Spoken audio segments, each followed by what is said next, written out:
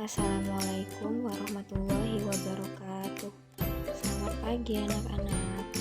Sehat semua ya. Baik, pada pagi hari ini kita akan belajar mengenai pemanasan global. Lanjut ya. Selanjutnya kita akan mempelajari mengenai efek rumah kaca. Saat ini semakin tingginya polusi udara menyebabkan efek rumah kaca berubah. Di atmosfer bumi terdapat banyak gas-gas rumah kaca alami. Contohnya ada karbon dioksida, ada gas metana, dan nitrogen. Tanpa adanya gas-gas rumah kaca tersebut, kehidupan di bumi tidak akan terjadi.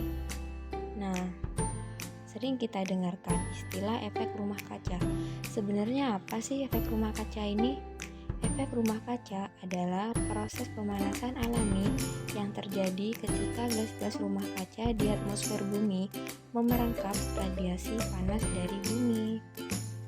Selanjutnya kita akan mempelajari tentang prosesnya ya.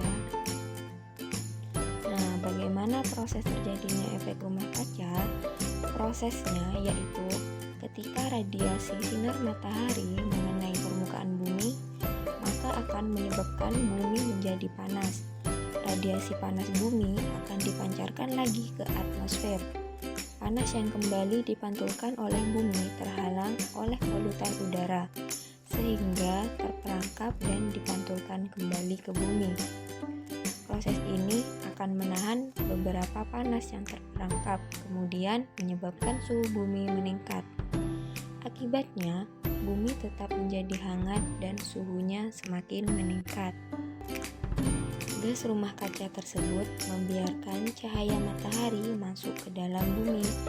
Akan tetapi, gas tersebut memantulkannya kembali ke permukaan bumi. Jadi, dengan demikian, kondisi di bumi tetap hangat, seperti halnya rumah yang dinding-dindingnya terbuat dari kaca. Selanjutnya kita akan membahas mengenai apa itu pemanasan global. Pemanasan global adalah peningkatan suhu rata-rata atmosfer bumi dan lautan secara bertahap, serta perubahan yang diyakini secara permanen mengubah iklim bumi. Aktivitas manusia selalu menghasilkan berbagai zat sisa buangan yang salah satunya berupa gas. Sebagian besar orang berpikir bahwa atmosfer dapat menyerap gas-gas buangan tersebut secara tidak terbatas dan tidak menimbulkan dampak buruk bagi kehidupan. Akan tetapi, saat ini diketahui bahwa banyaknya gas-gas buangan tersebut dapat menyebabkan perubahan mendasar di atmosfer dan juga kondisi kehidupan bumi. Berbagai aktivitas manusia seperti penggunaan bahan bakar fosil, penebangan dan pembakaran hutan untuk pengalih fungsian menjadi lahan pertanian, pemukiman dan industri akan menyumbangkan karbon dioksida ke atmosfer dalam jumlah yang banyak. Lebih dari beberapa periode, karbon dioksida di atmosfer meningkat sekitar 20%. Meningkatnya konsentrasi gas rumah kaca seperti karbon dioksida akan mempengaruhi kadar panas di bumi. Banyak dari radiasi matahari yang menyinari permukaan bumi kemudian direfleksikan kembali ke angkasa.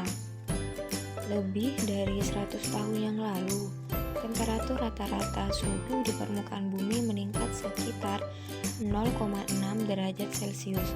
Nah, peningkatan temperatur inilah yang disebut dengan pemanasan global. Dilanjut ya, selanjutnya kita akan membahas tentang penyebab pemanasan global. Penyebab pemanasan global yang pertama yaitu karbon dioksida yang berasal dari pembakaran bahan bakar fosil sebagai pembangkit tenaga listrik. Lalu yang kedua, karbon dioksida yang berasal dari pembakaran gasolin sebagai bahan bakar alat transportasi. Yang ketiga, emisi metana dari hewan, lahan pertanian, dan dari dasar laut Arktik. Yang keempat, penebangan liar yang disertai dengan pembakaran lahan hutan. Yang kelima, penggunaan CFCs dalam pendingin. Dan yang terakhir, meningkatnya penggunaan pupuk kimia dalam pertanian. Nah, jadi dari itulah penyebab pemanasan global. Selanjutnya ada dampak pemanasan global. Seperti yang telah dinyatakan sebelumnya bahwa aktivitas manusia telah mengubah kealamian dari gas rumah kaca di atmosfer. Konsekuensi dari perubahan gas rumah kaca di atmosfer sulit diprediksi, tetapi beberapa dampak yang telah nampak, yaitu yang pertama, temperatur bumi menjadi semakin tinggi. Yang kedua, tingginya temperatur bumi dapat menyebabkan lebih banyak penguapan dan curah hujan secara keseluruhan. Tetapi masing-masing wilayah akan bervariasi, beberapa menjadi basah dan bagian lainnya kering. Lalu yang ketiga, mencairnya glasier yang menyebabkan kadar air laut meningkat. Begitu pula dengan daratan pantai yang landai. Lama-kelamaan akan mengalami peningkatan akibat penggenangan air. Yang keempat, hilangnya terumbu karang. Lalu yang kelima, kepunahan spesies yang semakin meluas. Nah, menurut penelitian yang dipublikasikan dalam majalah Nature, peningkatan suhu dapat menyebabkan kepunahan lebih dari 1 juta spesies. Sampai saat ini, hilangnya spesies semakin meluas dan daftar spesies yang terancam punah terus berkembang dan bertambah. Lalu yang keenam, kegagalan panen besar-besaran. Menurut penelitian terbaru, terdapat 90% kemungkinan bahwa 3 miliar orang di seluruh dunia harus memilih antara pergi bersama keluarganya ke tempat yang beriklim baik atau kelaparan akibat perubahan iklim dalam kurun waktu 100 tahun. Lalu yang terakhir, ada penipisan lapisan ozon. Lapisan ozon adalah salah satu lapisan atmosfer yang berada di dalam lapisan stratosfer, yaitu sekitar 17-25 km di atas permukaan bumi. Lapisan inilah yang melindungi bumi dari bahaya radiasi sinar ultraviolet atau UV. Berdasarkan pengamatan satelit, diketahui bahwa lapisan ozon secara berangsur-angsur mengalami penipisan sejak pertengahan tahun 1970. Nah, yang terakhir kita akan membahas tentang usaha-usaha menanggulangi pemanasan global. Penyebab terbesar pemanasan global adalah karbon dioksida yang dilepaskan ketika bahan bakar fosil seperti minyak dan batu bara yang dibakar untuk menghasilkan energi. Besarnya penggunaan bahan bakar fosil untuk aktivitas manusia akan menyumbangkan peningkatan karbon dioksida di udara. Nah, kerusakan lapisan ozon adalah salah satu contoh dampak dari aktivitas manusia yang mengganggu keseimbangan ekosistem dan biosfer. Kondisi tingginya gas polutan di udara menyebabkan terjadinya pemanasan global.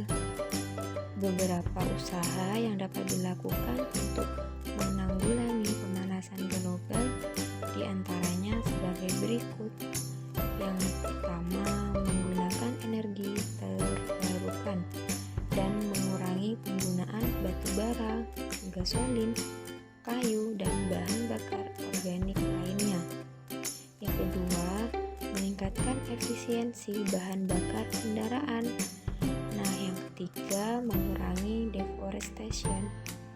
Yang keempat, mengurangi penggunaan produk-produk yang mengandung CFCs dengan menggunakan produk-produk yang ramah lingkungan. Nah, yang terakhir, mendukung dan turut serta pada kegiatan penghijauan atau reboisasi. Dan juga terdapat penelitian dari Louisiana Tech University menemukan menunjukkan bahwa setiap pepohonan hijau dapat menangkap karbon yang cukup untuk mengimbangi emisi yang dihasilkan dari gas buang pengendara mobil selama setahun. Nah, baik anak-anak, sudah Ibu jelaskan bagaimana pengertian dari pemanasan global, efek rumah kaca, lalu ada penyebab, dampak, dan cara menanggulangi pemanasan global. Nah, setelah kalian mempelajari mengenai bab pemanasan global, Ibu sudah menyiapkan beberapa soal uraian dan pilihan ganda. Jadi segera dikerjakan ya anak-anak. Terima kasih waktunya. Semoga ilmu yang kita pelajari hari ini bermanfaat. Terima kasih. Wassalamualaikum warahmatullahi wabarakatuh.